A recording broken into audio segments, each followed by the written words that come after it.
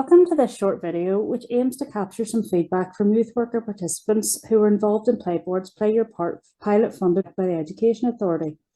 The pilot, which aimed to enhance the participation and voice of 4 to 8-year-olds within youth settings, offered training, a participation toolkit and play resources to 10 EA registered youth clubs across Northern Ireland.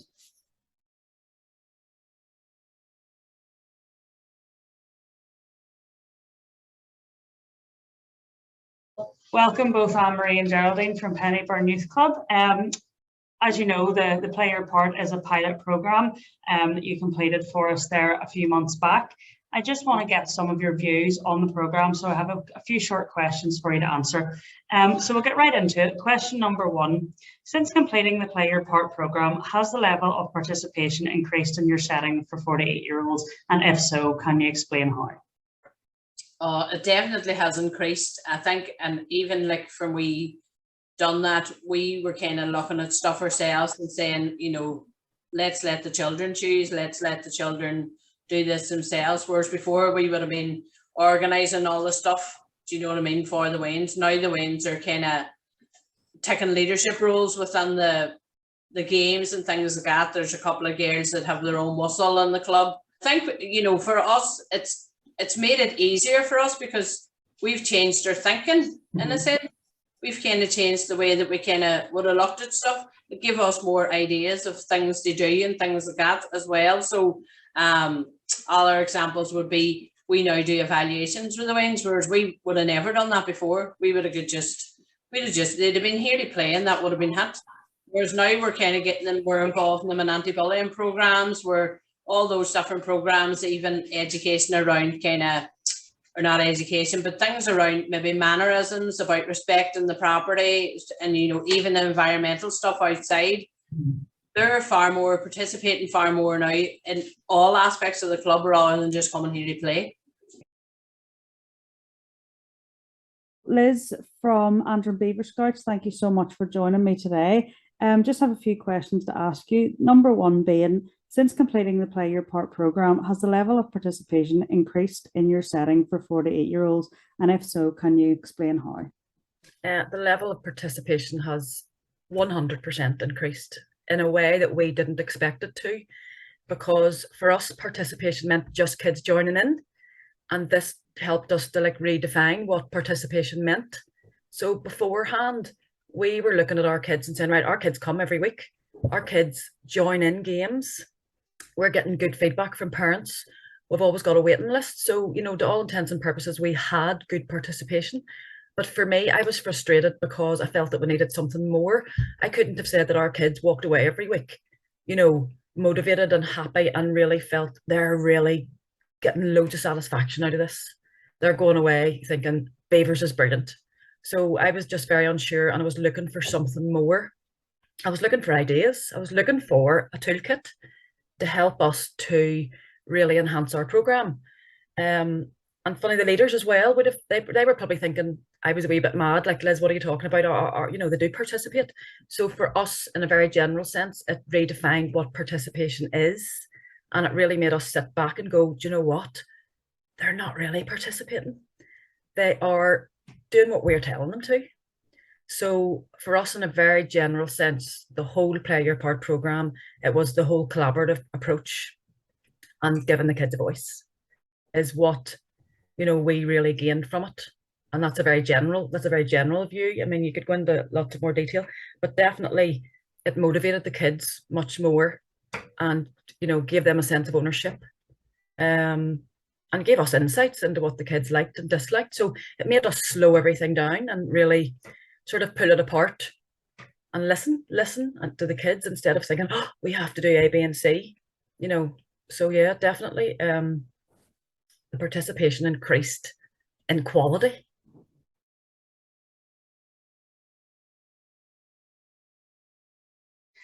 Second question, since completing the Play Your Part programme, please tell us what activities you now use to encourage participation for 4 to 8-year-olds in your setting.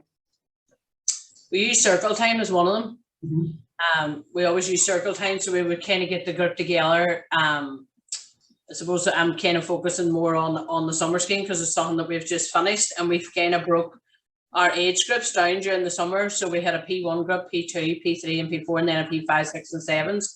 So the young people would have been saying, well, we want to do this, we want to do that. So we recorded all their stuff on a flip chart and said, well, what would you like to do when you come into the club in the morning? And we designed our 5 weeks program around what they wanted to do. But the other thing that we kind of did as well was we had a lot of young people with additional needs in our summer scheme and have in our junior club at the minute. So the thing that we kind of did, we did like a program through the P1 group, might have been an arts and crafts, P2 group might have been maybe doing dodgeball in the hall. But those young people with sensory needs were allowed to swap over different groups if they didn't want to take part.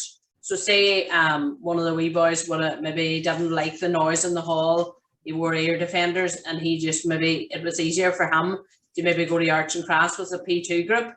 So all the P2 people would have welcomed him in. So everybody knew everybody else's name. So we made changes like that as well, so that the young people kind of made their own choices, decided what they wanted to do, even though there was a structured program there.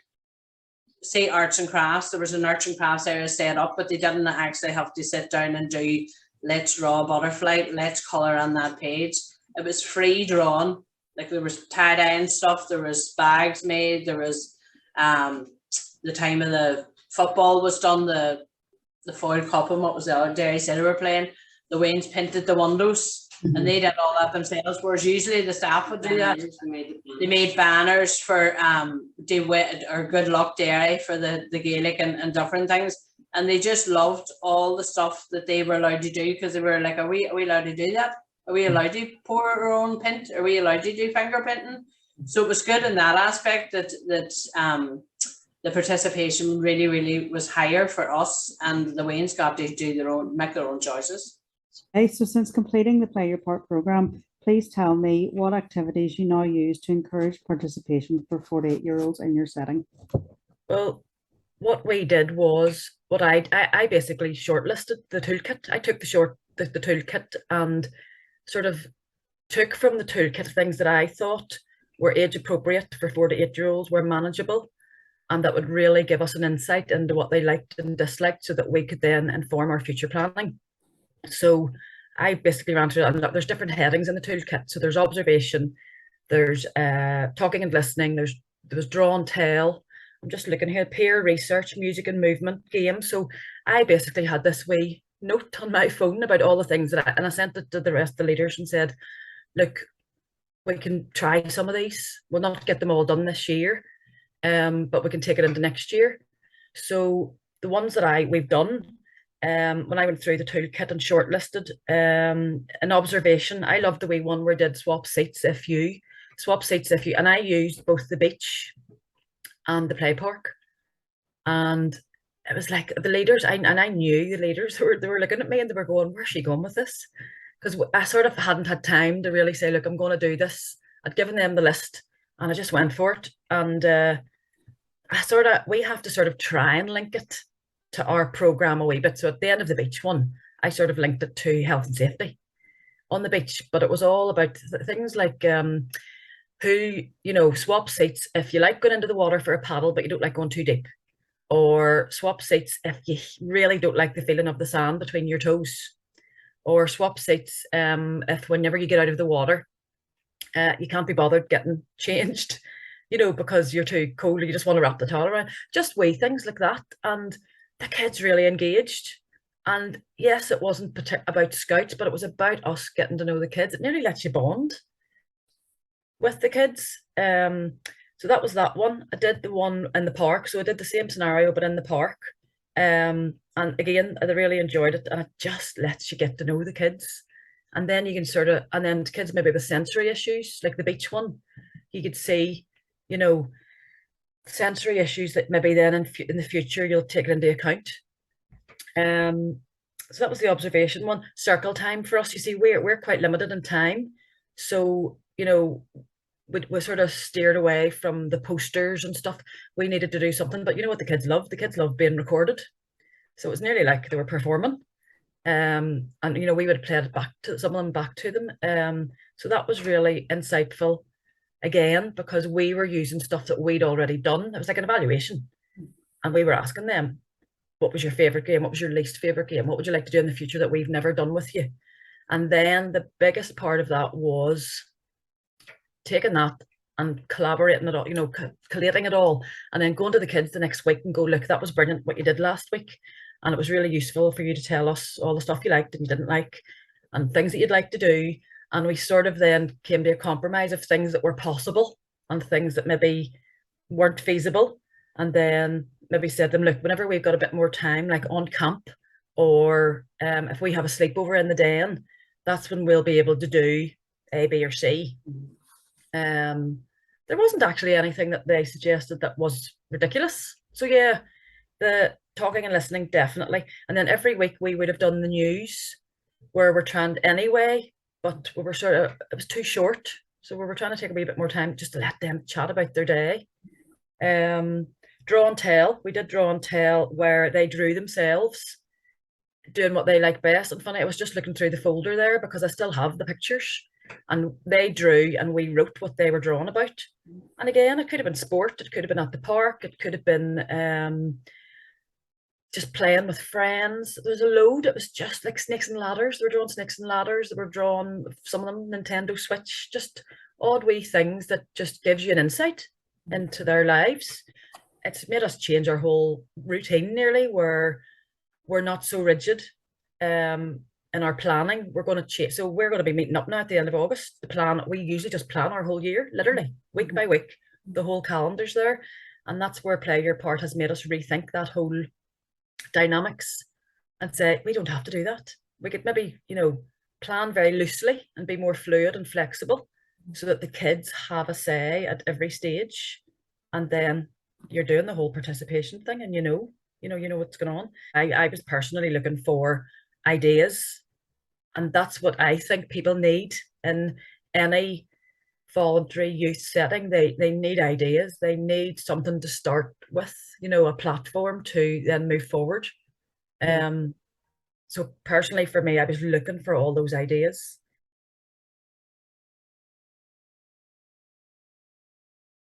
If you could please tell me one of the most important things that you learned from the Play Your Part project, which has helped you start to plan, that you may have implemented in your setting. So one of the most important things that you really picked up on. Well, I think, you know, as I say, like our junior club was always just about play, but now we do session plans. So we do program plans for them, so that we're kind of setting out what obviously the young people were talking to them and they're telling us what they want, and then we're setting up programs so that all the staff can do the program, and it's not just down to somebody that took part in Play Your Part.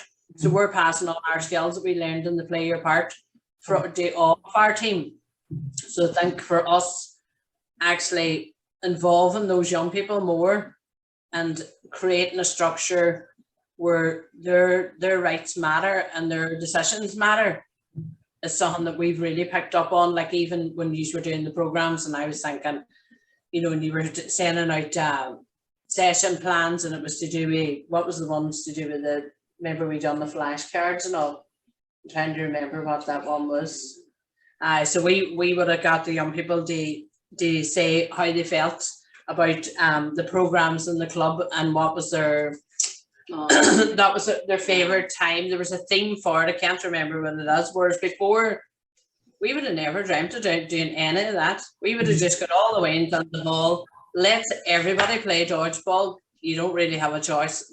This is what we're doing now for the next 20 minutes. This is what we're doing. Whereas now, I think for us, from we did that, and we kind of had those templates, you know, that you would have sent out, and even kind of looking at wee videos that you would have done and different things, and even the shared practice from our centres.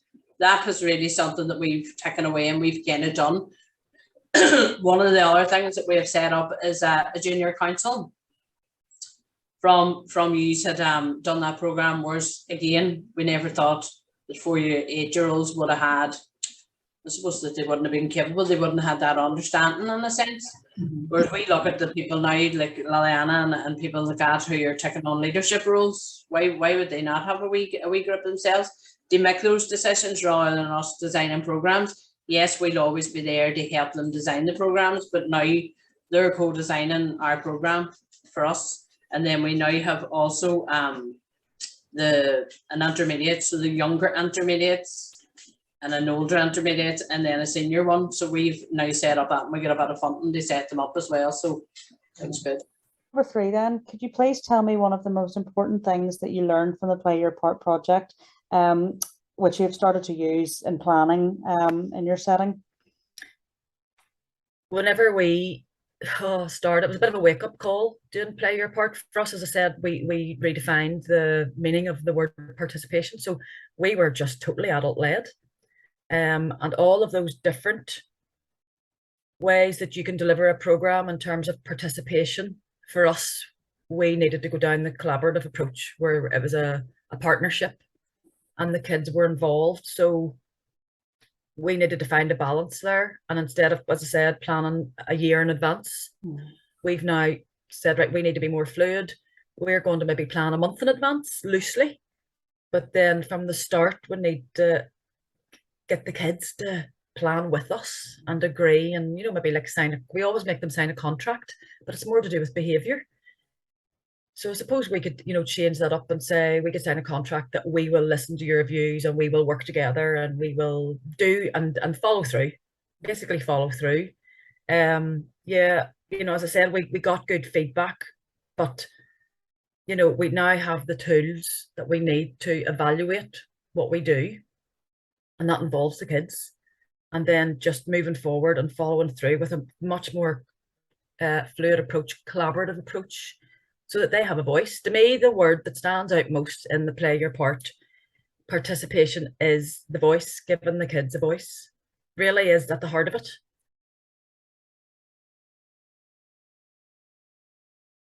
Question 4 then, since taking part in the programme, do you believe that your knowledge of the importance of children's participation has improved? And if so, can you explain how?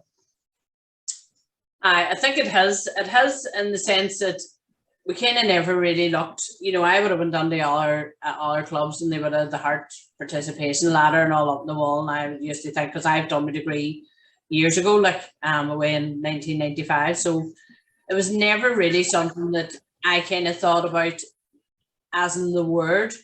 Yes, all our ways participate in programs, but never kind of something that I thought about. But because now we've done this program, that's one of the reasons why we've set up these 3 committees to enable these young people to be part of the program, to help co-design our entire club program. Like we'll be applying for new funding now of the EA in September or October actually. And those committees, although there's a set criteria that's going to be coming from the EA, those committees will form the kind of group who will be helping us design, say, like if we have to do 6 OCNs, I'll be saying to them, well, what do you want to do the OCNs on? But what do you want from the club? We have set standards that we need to do, but them committees are going to be our new participative structure. We never really would have had anything out in the wall to say, this is Pennyburn Youth Club, this is our management committee, this is our staff team, we just maybe would have had a designated officer for us, me and Geraldine. And in terms of the participative structure, it's there. There's more ways now engaging. If there's a child not engaging, we look for something that suits them. It's like children with additional needs. They won't always look to go and do what everybody else is doing. But we now would find out, well, what do you like? What's your favourite colour? What would you like to do? Do you want to colour on with this? Or if there's sensory needs, to make sure that every child's participating in something. And one of the young people said, or one of the parents actually said last week to me, I believe you've only 3 rules in your club. I was like, aye.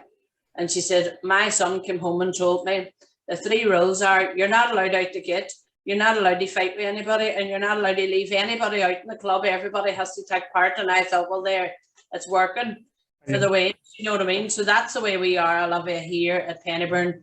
we ensure that everybody does something. So since taking part in the programme, do you believe that your knowledge of the importance of children's participation has improved?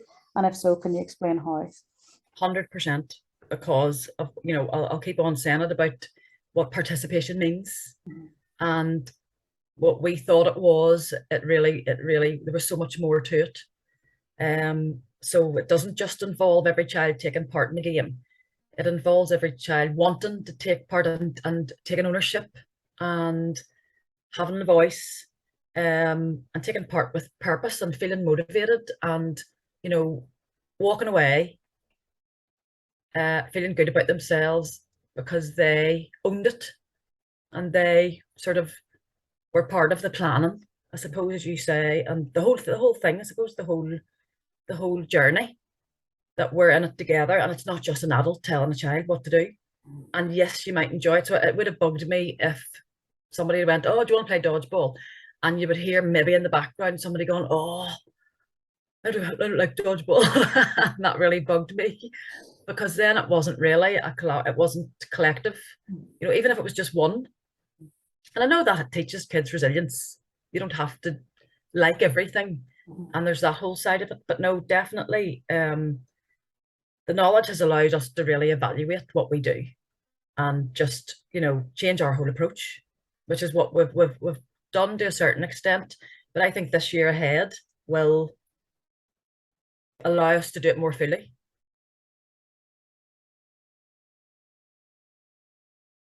I'm hoping that your answer is a yes for this one, but would you recommend this programme to other youth workers and volunteers? And if so, why would you do that? Of course, yes, because I think when you do, you obviously have to upskill yourself all the time. You know, staff development is so important. So any course that is to do with young people, I think it's so important that you get your staff involved in it, because you can, as Geraldine said, you forget how to play just simple play. You do, because you're so focused, and especially the last couple of years, because the new set criteria has come out from EA, and you know, there's nowhere in there that there's programs for the children 4 to 8 year old. They're not there.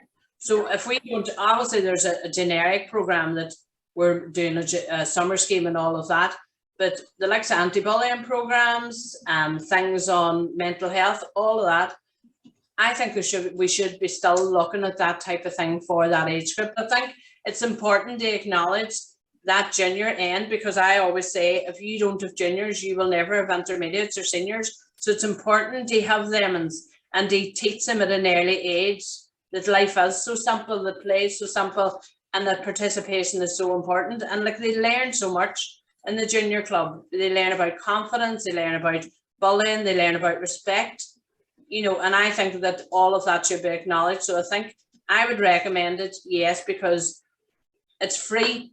The resources are free. The resources are something that I could click a button now, or if one of my staff comes and says to me, I'm not really sure what I could do, I am kind of out of games here, going in the office and clicking the playboard and look at some of the resources. So for me, I definitely would recommend it. I love it. And if there's any more, we'll be back on it. Or any free resources you can send our way, or definitely any funding coming from EA, we'll take it on board. And then I think it definitely helped to think outside the box, so to speak.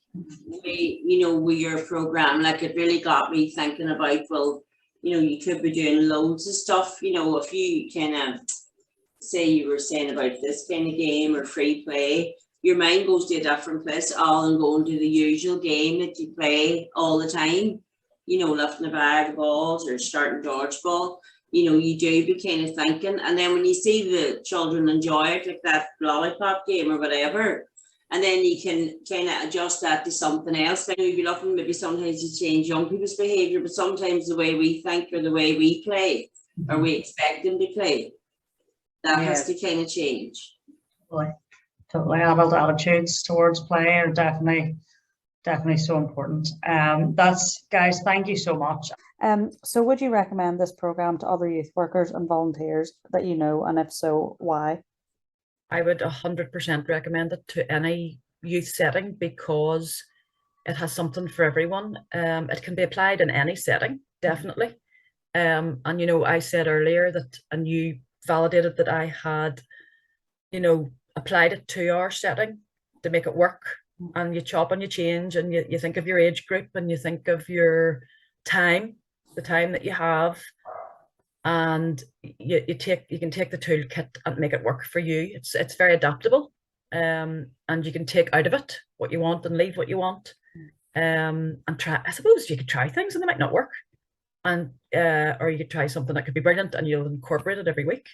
So yeah, it's just a really good basis for getting kids to really take part fully and have ownership and a voice. Absolutely. That's brilliant. Thank you very much, Liz.